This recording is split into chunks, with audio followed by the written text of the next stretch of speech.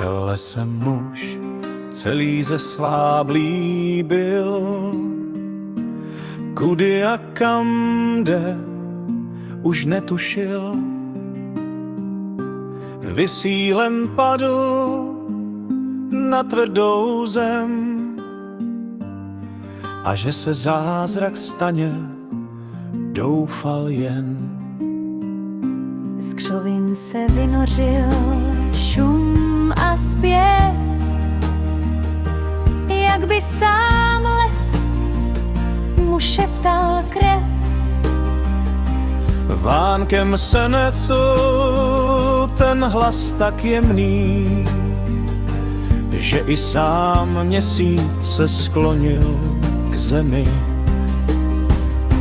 S rukou víl číši z mechu vzal, v ní světlo hvězd se tiše hřálo dál.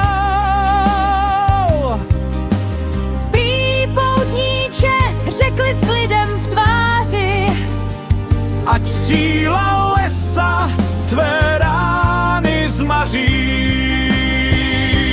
Nápoj síly, co stvořili lesní víly, v kapkách rosy spí moc tichá a milá. Stačí doušek a srdce vzplane v pláni, kde slabí vstávají a hříchy se chrání.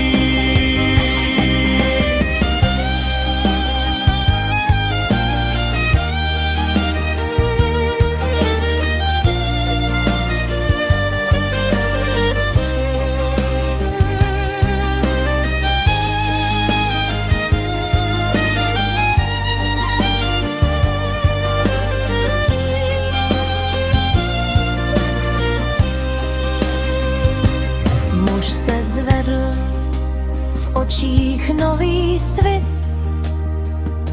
Z ramen mu spadl těžký dlouhý stín. Z lesů šel dál, jak by znovu zrozen, a víly zpívaly v korunách ozvěn. A když v noci tichý vánek zní, v kapradí možná víla spí. Kdo ztrácí sílu, nech to lesem míří, tam, kde se rodí nápoj síly. Nápoj síly, co stvořili lesní víly, v kapkách rozy spí moc tichá a milá. Stačí doušek a srdce vzplane v pláni, kde slabý vstává